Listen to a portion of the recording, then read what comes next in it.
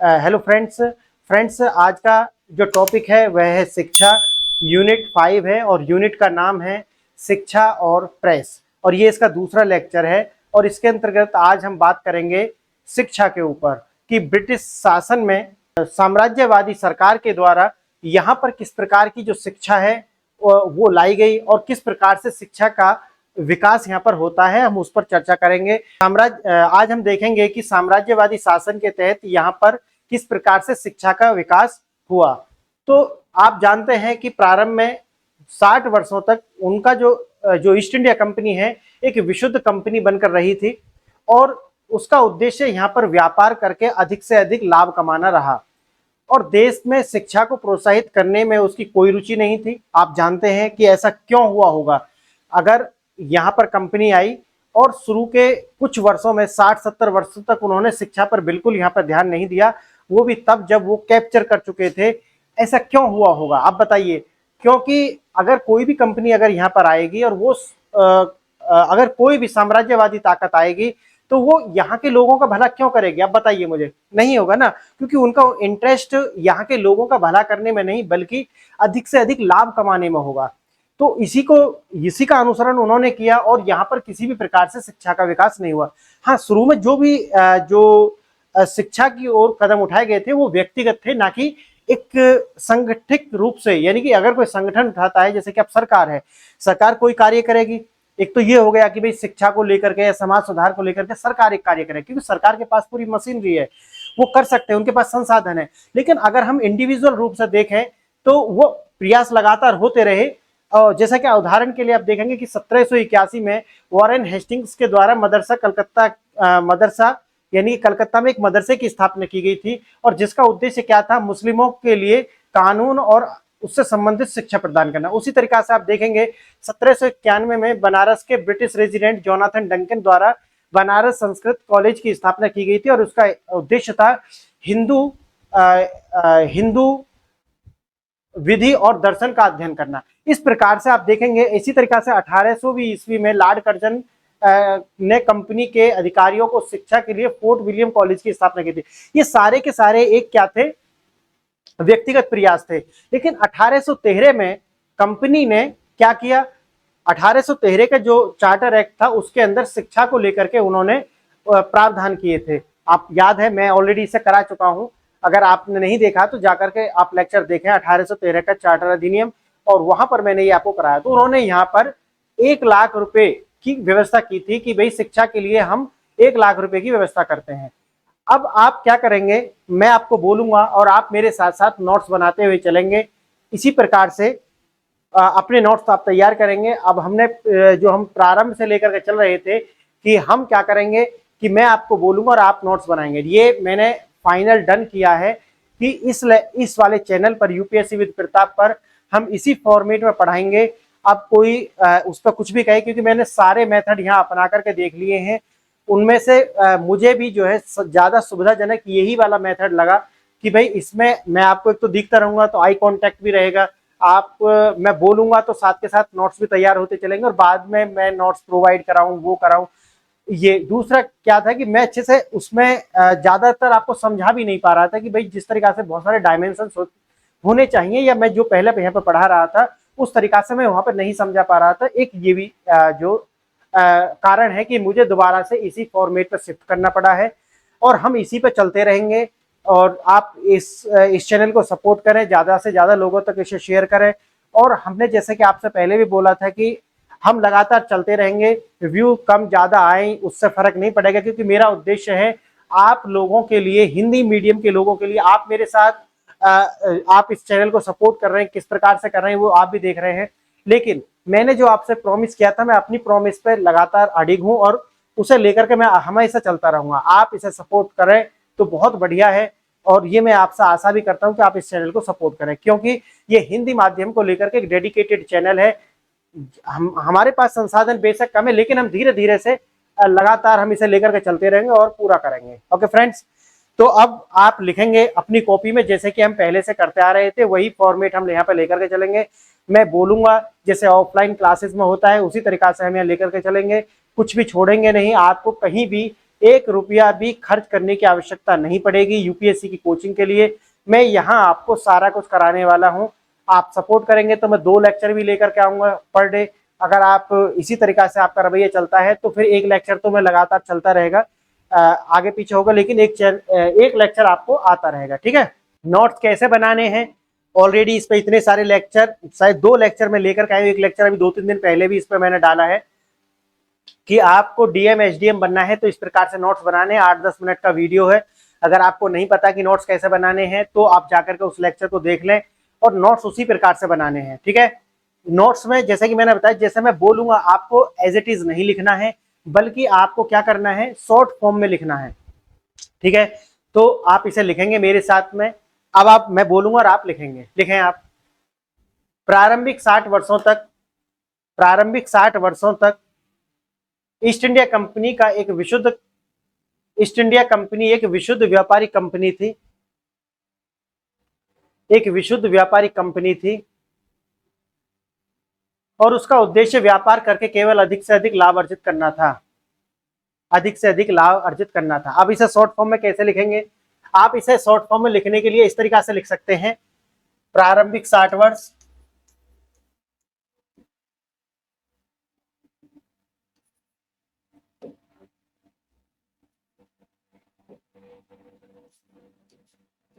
प्रारंभिक 60 वर्ष लिख सकते हैं।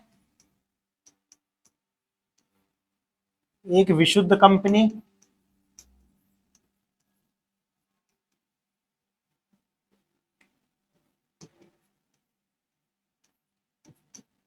उद्देश्य लाभ अर्जित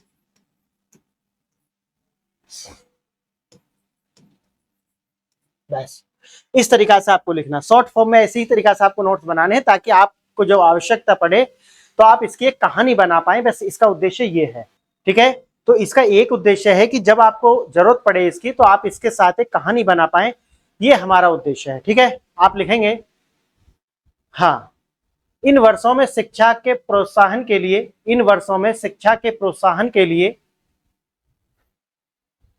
व्यक्तिगत प्रयास किए गए जिनमें से निम्नलिखित हैं। पहला मैंने क्या बताया था आपको, 1781 में वॉरेन हेस्टिंग्स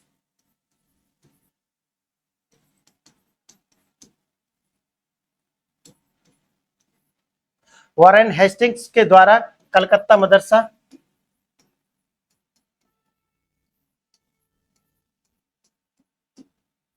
ठीक है, कलकत्ता मदरसा की स्थापना। नेक्स्ट, दूसरा है 1791 में, लिखेंगे आगे, दूसरा है 1791 में, हाँ, बनारस में रेजिडेंट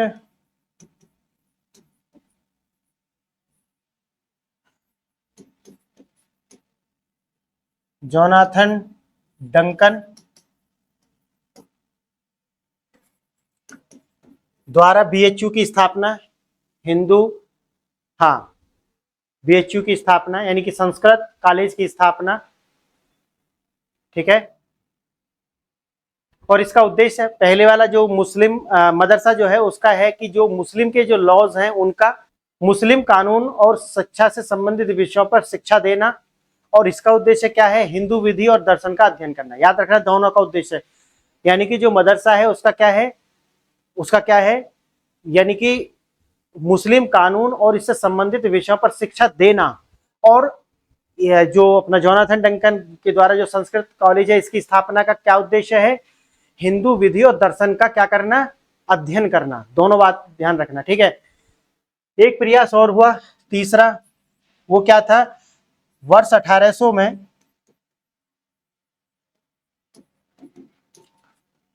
लॉर्ड वेलेस्ली द्वारा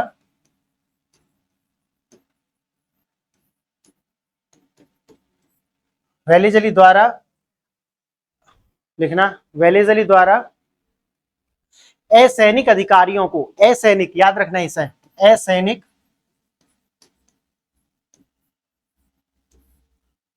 असैनिक अधिकारियों को, हाँ, शिक्षा देने के लिए फोर्ट विलियम कॉलेज, याद रखना इसे, फोर्ट विलियम कॉलेज, क्योंकि इससे प्रश्न आया है और फिर प्रश्न आएगा।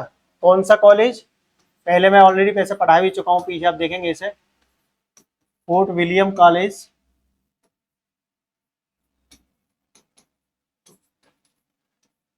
फोर्ट विलियम कॉलेज की स्थापना की गई।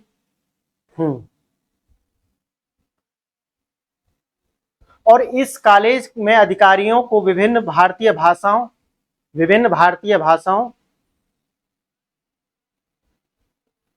और भारतीय रीति रिवाजों की शिक्षा भी दी जाती थी। भारतीय रीति रिवाजों की शिक्षा भी दी जाती थी। अब आप कहोगे कि सर ये भारतीय रीति रिवाजों की शिक्षा क्यों देंगे, कारण क्या है, और ये जो व्यक्तिगत प्रयास किए जा रहे हैं, क्या वास्तव में जो हमने इतिहास में पढ़ा है कि अप्रोच, यूं कहने के लिए तो 3 अप्रोच हैं और 4 भी कहीं कहीं होते हैं, लेकिन मैं सामान्यतः मैं 3 मान के चलता हूं। तो वहां पर जो साम्राज्यवादी चिंतक हैं उनके साथ आपके कम्युनिस्ट जो हैं, साम्यवादी चिंतक, वो भी जुड़ जाते हैं, वो उनकी विचारधारा को सपोर्ट करते हुए नजर आते हैं।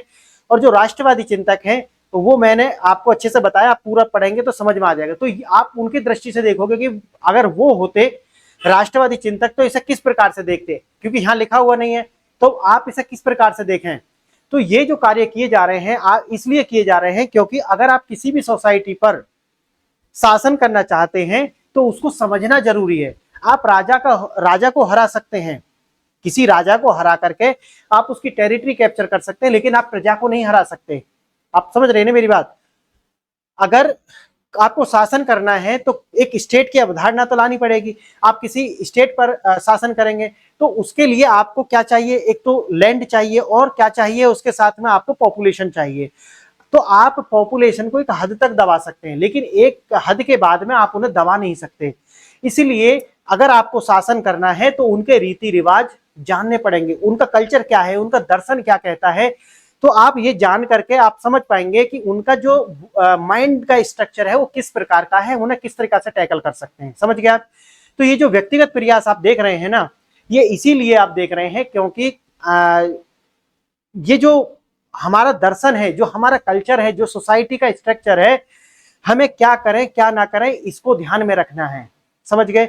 इसीलिए ये सारे व्यक्तिगत प्रयास यहाँ पे हो रहे हैं। ऐसा नहीं है कि वो इंडिया की सोसाइटी, वो ऑलरेडी बहुत ज्यादा इनसे आगे था और सभ्य था। हमारी जो सिविलाइजेशन है वो बहुत पुरानी थी।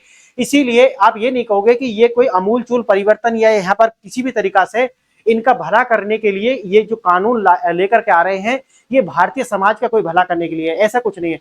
ये जो शिक्षा में बदलाव है, इसका और दूसरा एक पर्सपेक्टिव ये भी था कि अगर आपको कहीं पे शासन करना है तो आपको लेबर की जरूरत पड़ेगा, आपको लोगों की जरूरत पड़ेगा, और वो लोग होने चाहिए शिक्षित।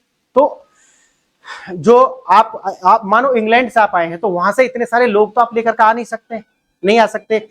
तो आपको यहीं के लोगों को ट्रेंड करना पड़ेगा, और यहाँ के लोग जो होंगे वो आपको सेवा देंगे। तो उनको क्या है, शिक्षा देनी पड़ेगी आपको। जब वो शिक्षित हो जाएंगे तो मैंने जैसा आपको बताया है कि जो साम्राज्यवाद है उसकी टूंडी में ही उसका विनाश छुपा होता है। अगर वो शिक्षा नहीं देगा तो इतना सारा जो ह्यूमन रिसोर्स है उसको कहां से लेकर के आएगा। और अगर वो शिक्षा देगा तो इसका मतलब है कि कहीं ना कहीं वो शिक्षित लोग उनको भी, उनके यहाँ के लोगों को देखेंगे, उनकी सोसाइटी को देखेंगे, और वो उसी तरीका के अधिकारों की मांग करने लगेंगे जो वो अपने मूल देश में, उनके मूल देश में है। ठीक है? तो भारत में भी आप इसी प्रकार से देखेंगे कि भारत के जो लोग थे वो वहां के जो ब्रिटेन के जो लोग थे उनकी तरीका से यहाँ पर अधिकार मांगने लगे थे। इस तरीका से आप देखेंगे कि उनका जो विनाश है उन्हीं की टूडी में होता है। आप ये जो 3 पॉइंट मैंने आपको भी लिखाए हैं ये आप समझ गए होंगे, समझ गए आप ऐसा क्यों लेकर के वो आए थे। आगे लिखेंगे आप नेक्स्ट पॉइंट, कलकत्ता मदरसा और संस्कृत कॉलेज शिक्षा पद्धति का ढांचा इस प्रकार तैयार किया गया था कि, लिखेंगे कलकत्ता मदरसा और संस्कृत कॉलेज में शिक्षा पद्धति का ढांचा इस प्रकार तैयार किया गया था कि, पहला पॉइंट डालेंगे आप, कंपनी को ऐसे शिक्षित भारतीय नियमित तौर पर उपलब्ध कराए जा सकें, कंपनी को ऐसे शिक्षित भारतीय नियमित तौर पर उपलब्ध कराए जा सकें जो शास्त्रीय और स्थानीय भाषाओं का अच्छा ज्ञान रखते हों,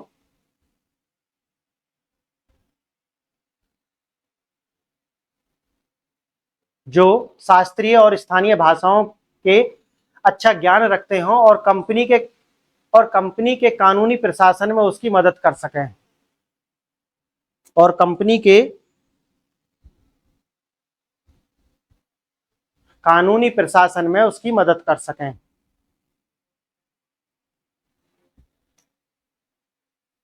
न्याय विभाग में अरबी,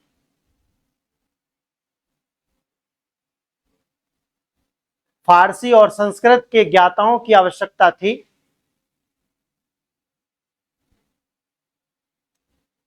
क्या आपको पता है कि कलकत्ता में एक उच्च न्यायालय की स्थापना इन्होंने की थी, तो एक न्यायिक प्रणाली तो इन्होंने स्थापित की थी, तो वहां पर पढ़े लिखे लोगों की आवश्यकता होगी। तो जो मैंने आपको बताया उससे आप कनेक्ट करके इसे देख लेना। तो अरबी, फारसी और संस्कृत के ज्ञाताओं की आवश्यकता थी ताकि वे न्यायालयों में अंग्रेज न्यायाधीशों के साथ परामर्शदाताओं के रूप में बैठ सकें और मुस्लिम एवं हिंदू कानूनों की व्याख्या कर सकें। भारतीय रियासतों के साथ पत्र व्यवहार के लिए भी भारतीय रियासतों के साथ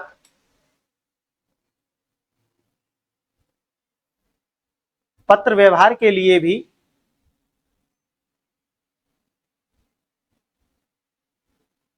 इनको के लिए भी कंपनी को इन भाषाओं के विद्वानों की आवश्यकता थी। अब इसके बाद में आप देखेंगे, यहां तक तो ये आपको समझ में आ गया होगा कि ये शिक्षा आखिर लाना क्यों चाहते थे, शिक्षा का विकास ये क्यों करना चाहते थे।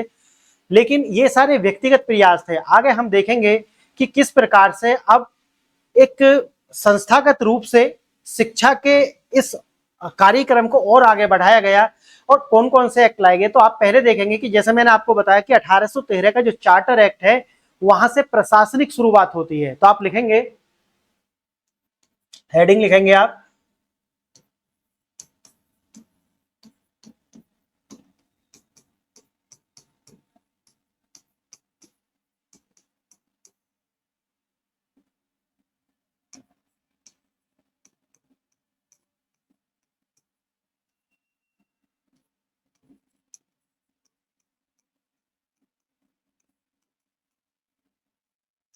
और इसमें आप लिखेंगे, क्योंकि मैं ऑलरेडी इसमें बता चुका हूं, लिखें आप पहले, इस चार्टर एक्ट में भारत में स्थानीय विद्वानों को प्रोत्साहित करने के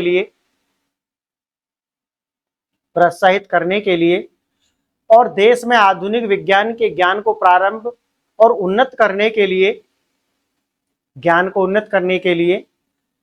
कंपनी द्वारा प्रतिवर्ष 1,00,000 रुपए की राशि स्वीकृत की गई थी। 1,00,000 रुपए की राशि स्वीकृत की गई थी, किंतु इस राशि को व्यय करने के प्रश्न पर विवाद हो जाने के कारण कि इसको किस प्रकार से हम खर्च करेंगे, इस पर एक विवाद हो गया जो मैं आगे आपको बताऊंगा। ठीक है, विवाद हो जाने के कारण, इस राशि के व्यय के प्रश्न पर विवाद हो जाने के कारण 1823 तक यह राशि उपलब्ध नहीं कराई गई। आगे लिखेंगे, इस बीच कुछ प्रबुद्ध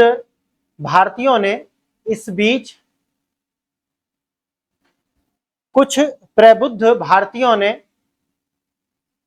व्यक्तिगत स्तर पर अपने प्रयास जारी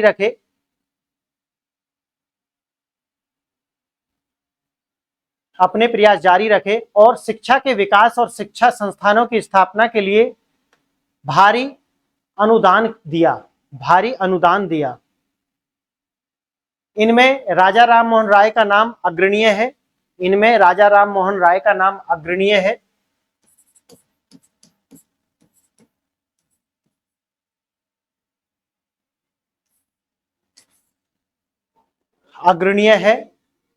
उन्होंने 1817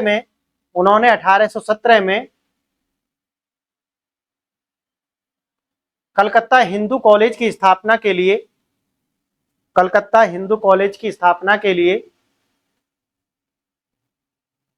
भारी अनुदान दिया था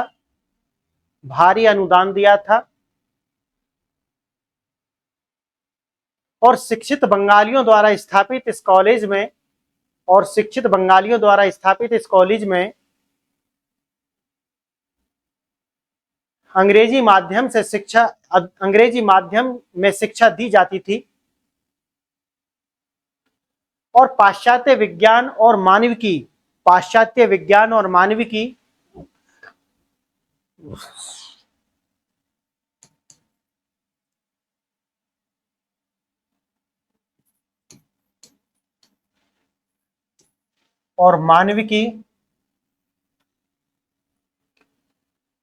विषय पढ़ाए जाते थे।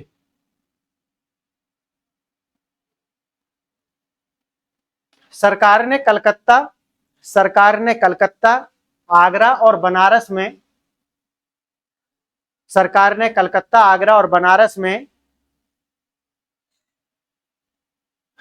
बनारस में 3 संस्कृत कॉलेजों की स्थापना की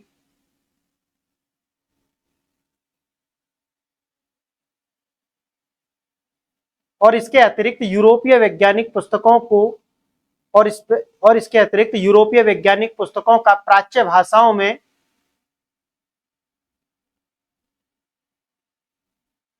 अनुवाद कराने के लिए भी अनुदान दिया।